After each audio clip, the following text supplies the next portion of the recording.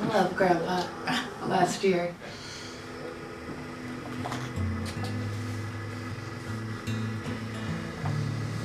Or do I look at the camera as well? Just like right here or there? Yeah. No, but I didn't understand that it was two different, that they didn't know each other or understand how that could have happened. Okay, yeah, in that case. It's so coincidental.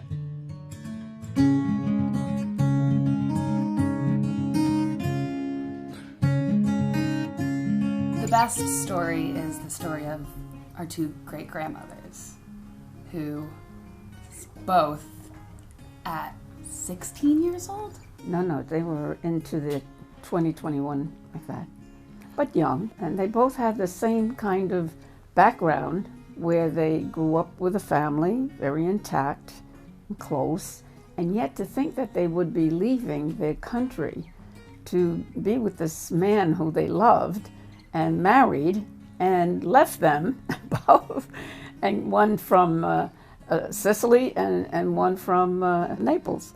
So it was very different places, you're right. And then they both come over and had a terrible trip on the steerage in the bottom of the ship. That's what to me blows me away, is thinking about how they physically got here. I know. You know, and just in school learning about the conditions in the ships that people did come across in, but the length of that journey and how scary it must have been not knowing where they were going. You're going, or if you could even get in once you got here. That's right.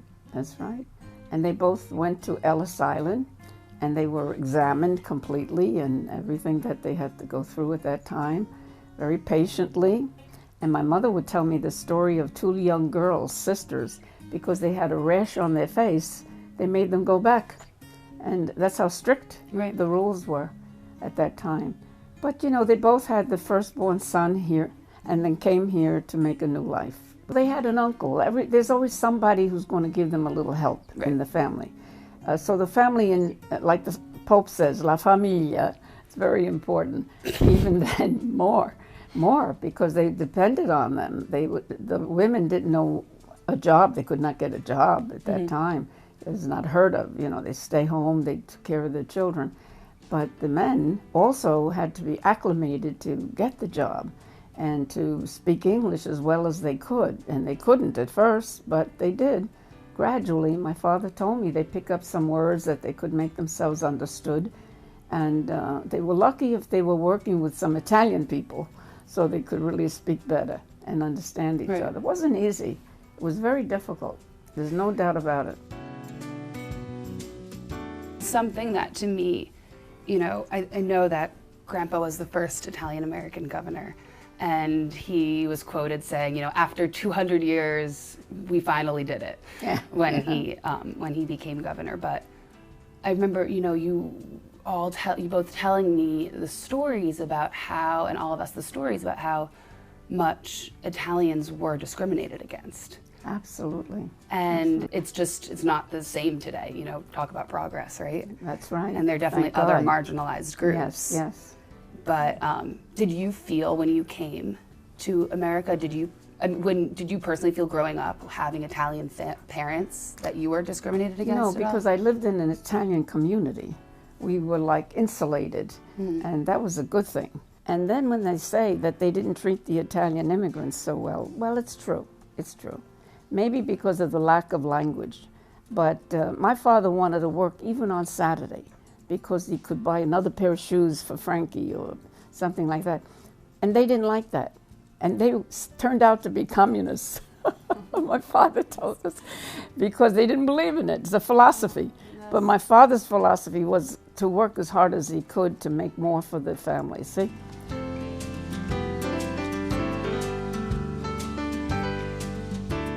When my father came to this country as a young married man, he left my mother with the firstborn son, Frank, in Sicily.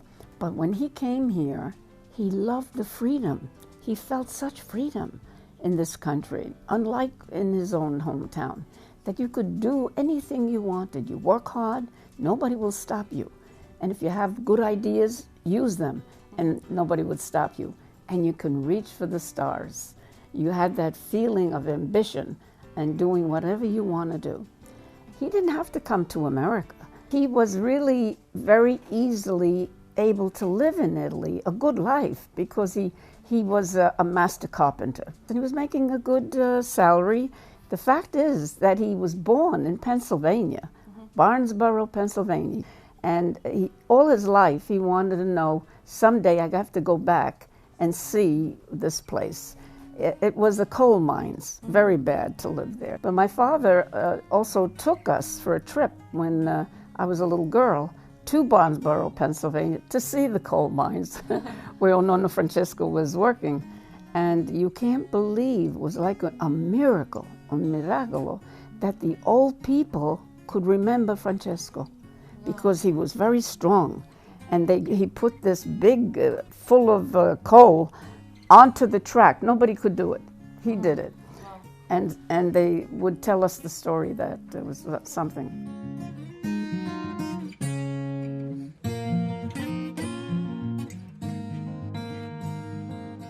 When was the first time you went to Italy?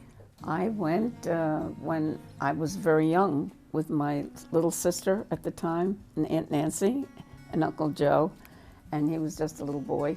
And that was my first trip with my mother and father. And it was very wonderful.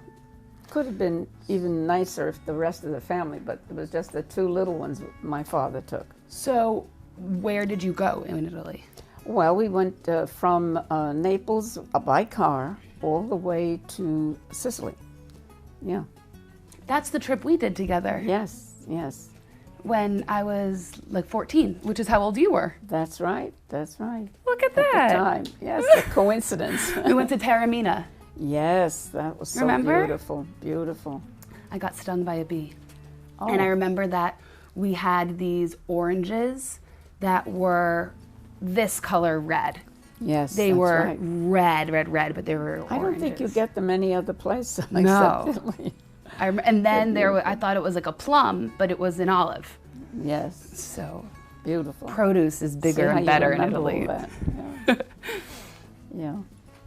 The beauty is unbelievable in Sicily and all over Italy. Mm-hmm. Every part of Italy has their own beauty.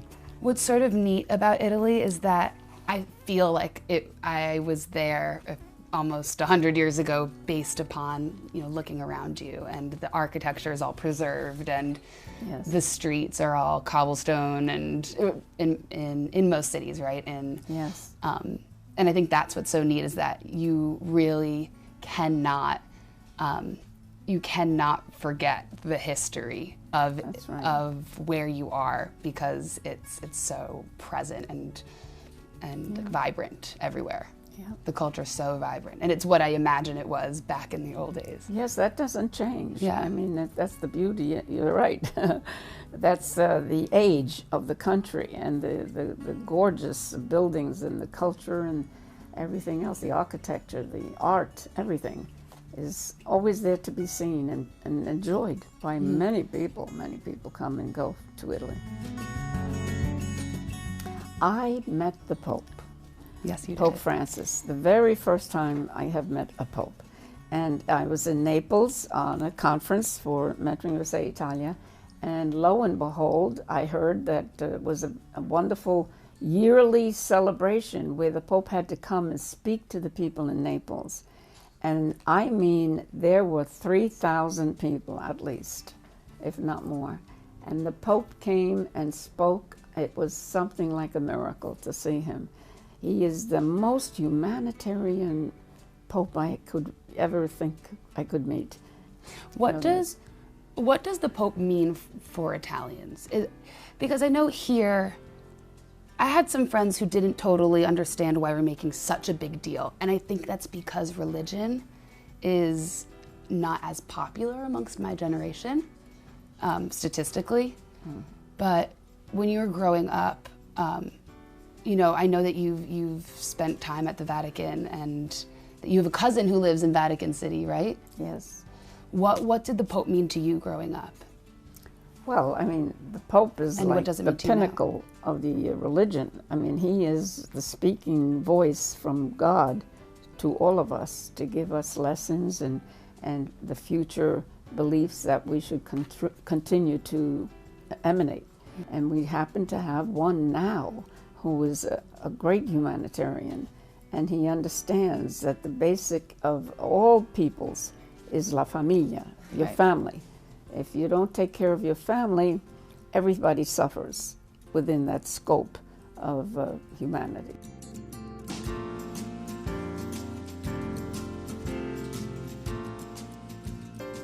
I'm sitting in his seat right now.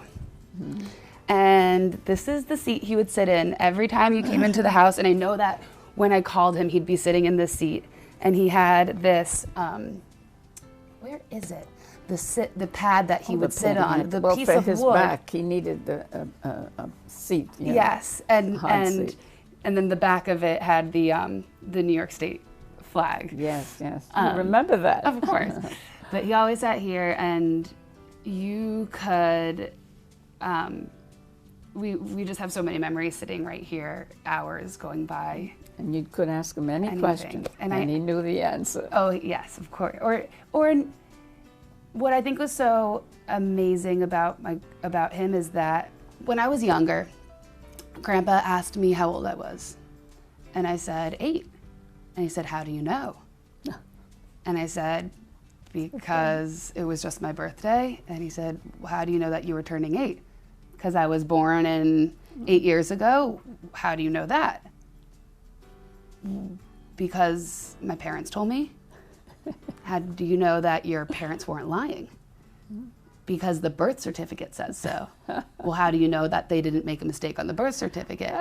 And that, to really shake an 8-year-old to truly understand that you don't know what you don't know, right? That's right. And that you have to, what he taught me with that, I think that story, like the lesson of that story to me is that you have to always be open-minded and never feel or know the right answer. That's right. And that's having the right answer isn't the way to win an argument, isn't the way right. But he forward. He had the will to question you. To make you realize you don't know anything. That's right. Right. And to think about it, and right. come to your own solution. And he can argue any side of an issue. Yes. You know, he always felt blessed that he had 13 granddaughters, beautiful girls. And you're all so different. And you're just so terrific. And he loved every one of you so much. He was so pleased to have you. I know that his kids will say that he softened in a sense, and he was like the best version of the dad he's ever been as a grandfather to us. And I could never imagine how he could be anything less any less sweet or less warm than he was. But we are so unbelievably lucky to actually have a moral compass, a grandpa he has set our sense of what's right and what's wrong. That's and right. All of us, every single one of us in the family. And it's so simple. And he does so in a way that makes any person from any religion or any person from no religion who's just a human be able to understand. And I think that he was a humanist is what I like.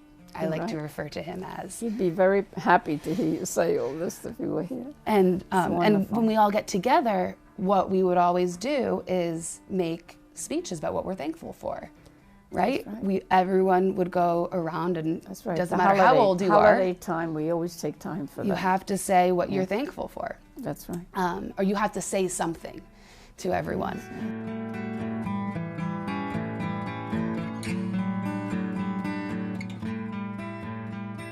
Every granddaughter got this letter. It's a letter to my granddaughters, and it's written November 1999. I'm writing this letter to you and all our other granddaughters. Do you remember when he decided to write this? No, actually, he kept it very much to himself, very quiet. When it was done, I was surprised. It was his joy to do this for you girls. And he knew that he could make it very clear to you in this, and you would keep it for all time. I see here this paragraph I think is very meaningful right here. At some point you will probably find that filling your own basket with goodies, satisfying your own wants and desires for personal comfort will not be enough to make you truly happy.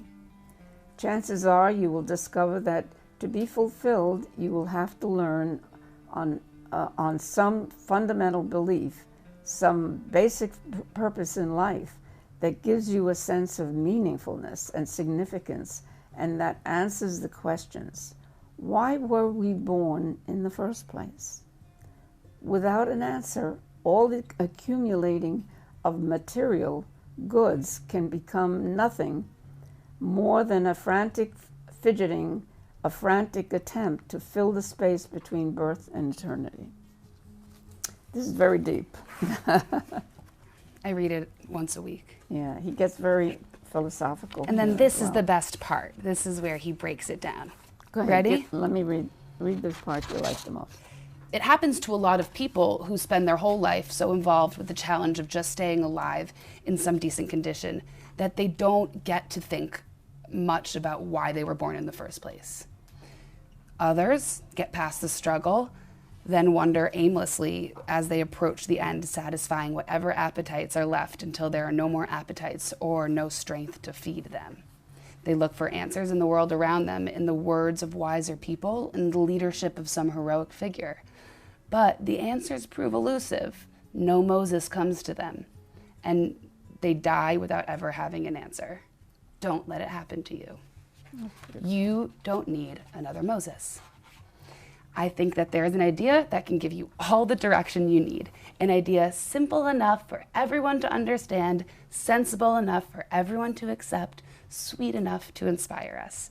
It's the idea that is the basis of the Judeo-Christian religion that helped give birth to America and that helps sustain our nation today. It began with the Jewish people 4,000 years ago, who described it in two principles, tzedakah and tikkun olam. Tzedakah means that all of us, wherever we are, whatever our color or accent, are children of one God. Brothers and sisters who owe one another respect and dignity. And the second principle, tikkun olam, tells us we should find ways to come together in order to repair the universe, to make it stronger and sweeter. The Christians borrowed both principles. The first we call charity, the obligation to love one another.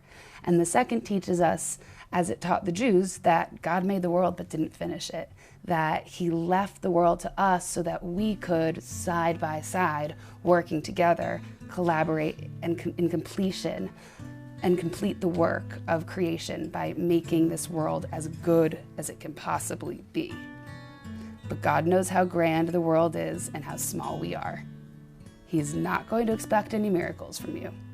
All he asks is that you do what you can. If you rise to great power and are able to end a war, or be a governor, or find a cure for cancer, wonderful. But if the best you can do is comfort a single soul in need of simple friendship, well, that's wonderful too. If one does what one can to make things better, that's all God will ask. It's a job you can work at every minute that you live, and it's a job that can make your life worth living, no matter what else happens. So live, learn, and love, and have a happy new millennium, Grandpa America. It's so simple, and it makes so much sense. Yes, yes. And for a recent college graduate, the words of wisdom that you need. That's all you need to know. But that's how we all, I'm so proud to be part of this family, because when you say the word Cuomo in New York or anywhere, people, no one says anything bad, right? I'm so proud to be a Cuomo, because what everyone does is help someone else, help other people. That's what they've made their living, is helping other people. So I'm really proud and grateful. Proud of you. I love you. Molto orgoglio.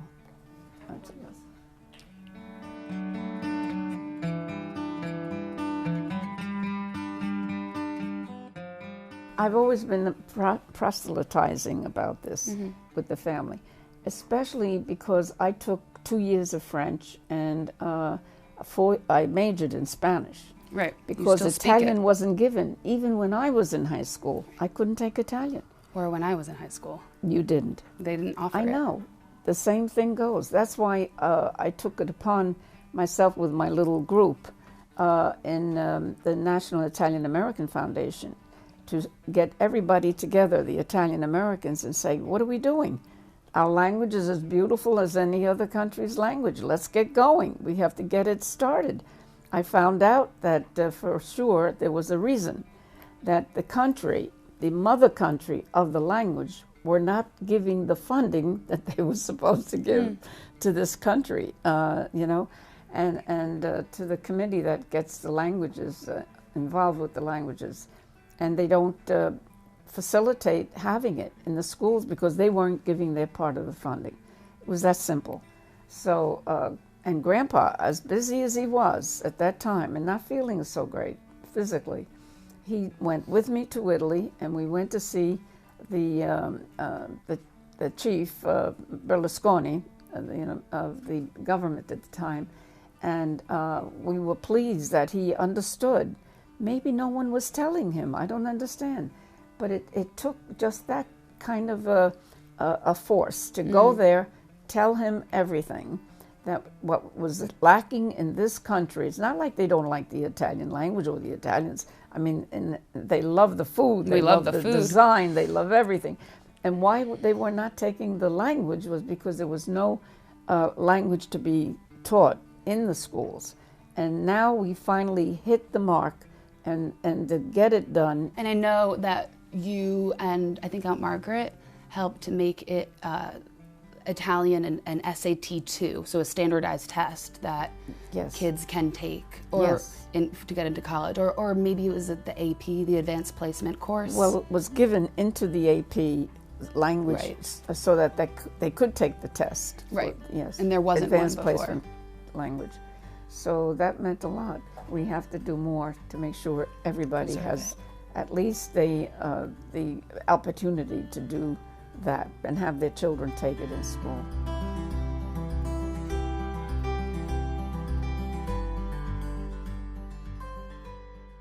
Mentoring USA, well, actually it's the New York State Mentoring Program.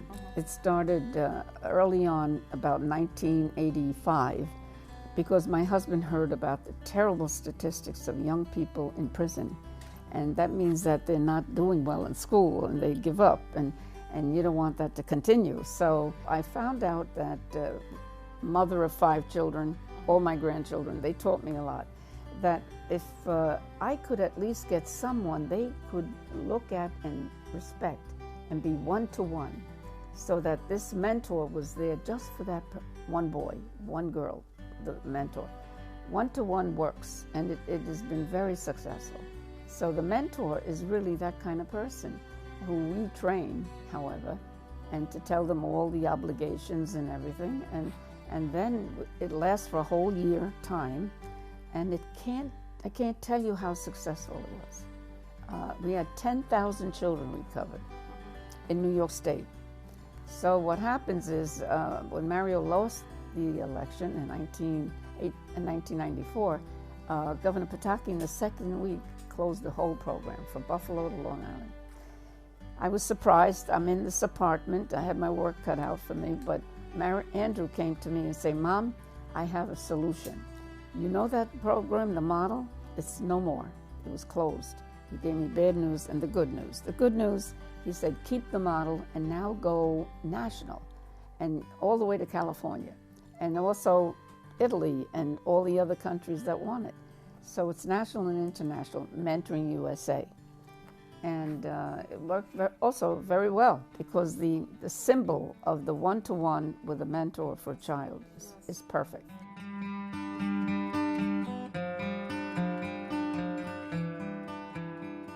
Grandpa loved apple pie. Yes. He loved his apple pie. Yeah. I made him apple pie when I was 11, and I got so many brownie points for doing that. I never forgot it. And our meals together and our holidays were are very much Italian, right? With Yes. our Easter cacolis and our cacoli bread and our 7 fish Yes, that's right. at Christmas. That's right. Um, He'd be very proud to hear you say all this. I remember I always felt so proud to, when people would ask me what my family ate for Christmas, I said, 7 fish. You don't eat 7 different kinds of fish? And they said, no. I said, oh, it's because I'm Italian. But you are really a chef on your own. I mean, you can do any kind of meal. Because my mom. But do you like Italian the most? You Yes. Appreciate it? Yes. It's the best ingredients. It's tomatoes, cheese, and bread. Yes, that's right. In different forms, really. Yeah, a little basil, parsley. A little bit of this, a little of that.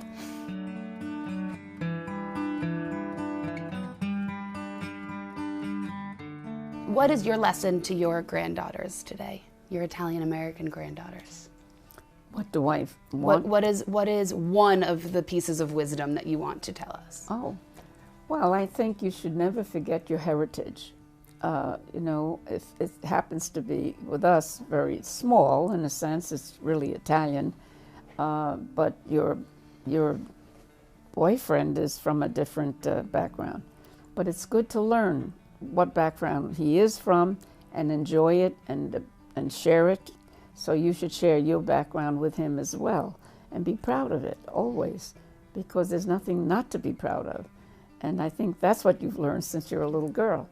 And I think that stays. As a grandparent, I'm thrilled that all of you get that. You understand and you're faithful to your own heritage, but you are open to other heritage of others.